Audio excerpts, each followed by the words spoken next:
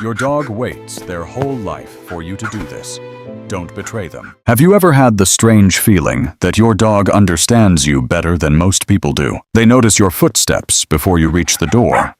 They know when your mood is off before you say a word. They can feel the difference between the nights you are calm and the nights you are carrying too much inside your chest. And yet here is the heartbreaking part. For all the ways your dog learns to understand you, most dogs spend their entire lives waiting for their human to understand them in the one way that matters most. Not as a pet, not as a routine, not as a responsibility, but as a nervous system, as a heart, as a living being who is asking one question over and over again in silence. Am I safe with you? That is the real question beneath more dog behavior than most people realize. Not do you love me, because most dogs already know that you do. The deeper question is, does your love feel safe from my side? And those are not the same thing. That is where so many loving dog owners get it wrong. Not because they are cold, not because they are careless, but because human love and canine safety do not always look the same. We reach out when we feel affection. We hug when we feel close.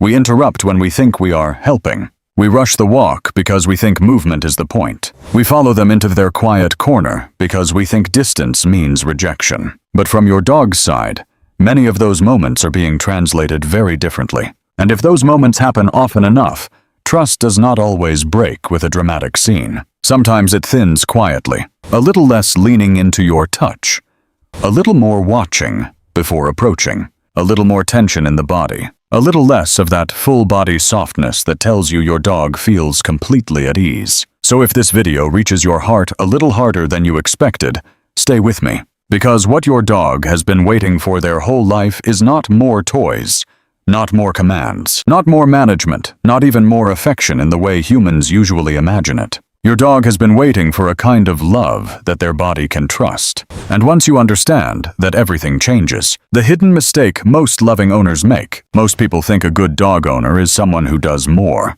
petting, more attention, more interaction, more correction, more direction, more involvement in every little moment. But dogs do not always need more from us. Very often they need something harder than that. They need us to become less intrusive, less impulsive, less controlling in the name of love. They need us to notice that what feels generous to us can sometimes feel overwhelming to them. And that is the shift. The shift from asking, how do I show my dog more love, to asking, how do I make my love easier for my dog to receive? That is a much more mature question. And honestly, it is the question that changed the way I look at dog relationships completely. Because once you start watching dogs through that lens, you begin to see something almost painful in its honesty. Many dogs are not underloved. They are misunderstood while being loved. And those are very different experiences. A simple way to understand your dog's brain. Before we go deeper, here is the simplest way to understand what your dog is doing all day long.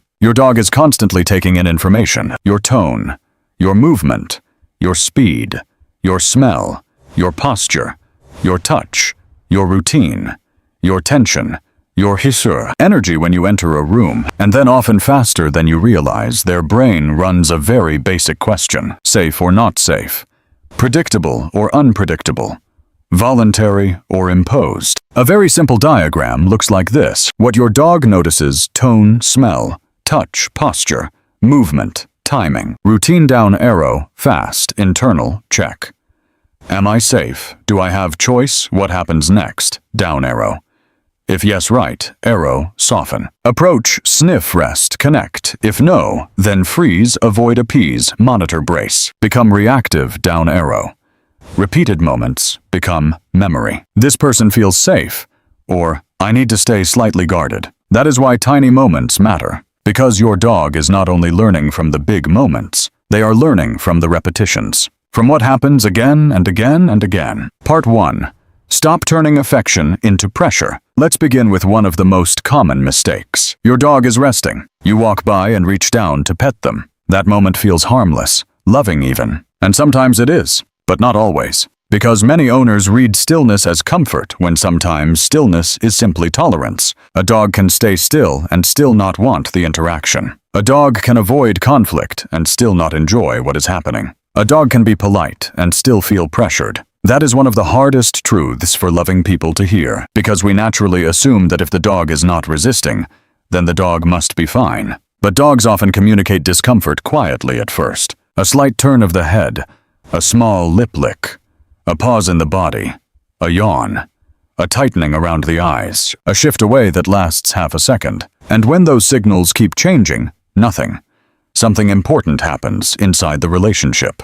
The dog learns, my body does not really get a vote here. Now, does that mean you should stop touching your dog? No. It means you should stop treating closeness as something you automatically get to initiate on your terms, every time in every context. Real trust grows when the dog experiences your affection, not as pressure, but as something they can move toward safely. So here is the practical shift. Pet for a few seconds, then stop. Wait. If your dog leans back in, nudges, your hand rests their chin on you, presses their side into your leg, or chooses to come closer, continue. If they turn away, remain still, or move off, let that be their answer. Because one of the deepest forms of respect in a dog-human relationship is this: not making the dog defend their boundary over and over again. Sometimes love becomes most visible, not in how much you give, but in how well you know when to pause. Part 2.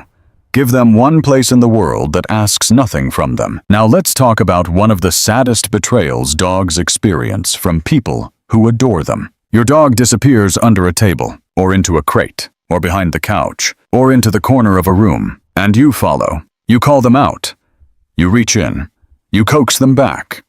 You assume they are isolating, sad, antisocial, or dramatic. But very often your dog is not rejecting connection. They are trying to regulate. They are trying to bring their nervous system down in the only way available to them. Humans do this too, just in more socially acceptable ways. We close doors. We sit alone in the car. We take a walk. We go quiet. We need space to settle what feels too loud inside. Dogs need that too. And if every retreat becomes another social demand, another interruption, another "come on," don't do that. Then the dog slowly learns a painful lesson. There is nowhere I can fully let my guard down. Think about how heavy that is. Imagine loving someone deeply, but never having a place where you are allowed to exhale without being pulled back into interaction. That is not closeness. That is emotional crowding. So give your dog one place that belongs completely to them. Not halfway theirs. Not theirs until company comes over. Not theirs unless you suddenly want to cuddle. Truly theirs. A crate with the door open. A quiet bed in a corner. A blanket under a table. A retreat that children are taught not to invade. A place where rest is not interrupted just because affection is available. That is not you being distant. That is you becoming trustworthy. Because a dog who has somewhere safe to withdraw is much more capable of returning to you voluntarily. And voluntary closeness is always deeper than forced closeness. Part 3. Let them finish the moment you keep interrupting. There is another everyday moment where humans and dogs are often living in completely different realities. The walk. To you, the walk may be exercise, a bathroom break, a schedule item, a task before dinner, a quick loop around the block. To your dog, the walk is something far more important than that. It is information. It is orientation. It is decompression. It is emotional processing. It is how the outside world becomes understandable. So when your dog stops to sniff one patch of grass for what feels like forever, and you keep tugging the leash, what you may be doing is not just keeping the walk moving. You may be repeatedly cutting off one of the dog's primary ways of reading safety. That matters. Because a dog who cannot process the environment properly often does not come home mentally complete. The body comes home, the mind does not. And then people wonder why the dog still seems restless, hyper-aware, unsettled, clingy, or reactive later. Sometimes the walk was not too short in distance. It was too short in meaning. So here is a practical shift that many people can apply tonight. Stop making every walk a performance of obedience and pace. Build in one section of the walk where the dog is allowed to truly investigate. Let the leash soften a little. Let them linger. Let them read the story in the ground. Let them finish the sniff. Because the point is not to abandon structure.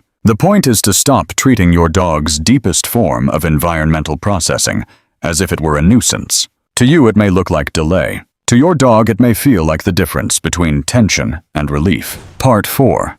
Your body may be louder than your intentions. This next part matters more than many owners realize. You may be kind. You may never hit your dog, never scream, never mean harm. And still, from the dog's perspective, your body may sometimes feel bigger, faster, heavier, and more intense than you understand. Standing over them, walking straight toward them, reaching down from above, leaning into their space too quickly, using a sharper tone when you are stressed. Even these small things can change how safe an interaction feels. Dogs are incredibly sensitive to posture movement and emotional tone, which means your good intentions are not always what land first. Sometimes what lands first is pressure. That is why one of the simplest and most beautiful things you can do is this. Get lower. Sit on the floor sometimes with no agenda, not to fix something, not to put on a leash, not to clean their ears, not to move them, just to exist beside them at a level where your body no longer feels like a tower. You would be amazed how many dogs soften when the human stops looming. Some will come closer, some will sigh, some will simply stop monitoring you so closely. And that may sound small, but it is not small at all. Because when your dog no longer has to monitor you, that is one of the clearest signs that safety is entering the room. Part 5. Stop making your voice mean pressure. Many dogs hear their name most often when something is being corrected. Come here, leave it.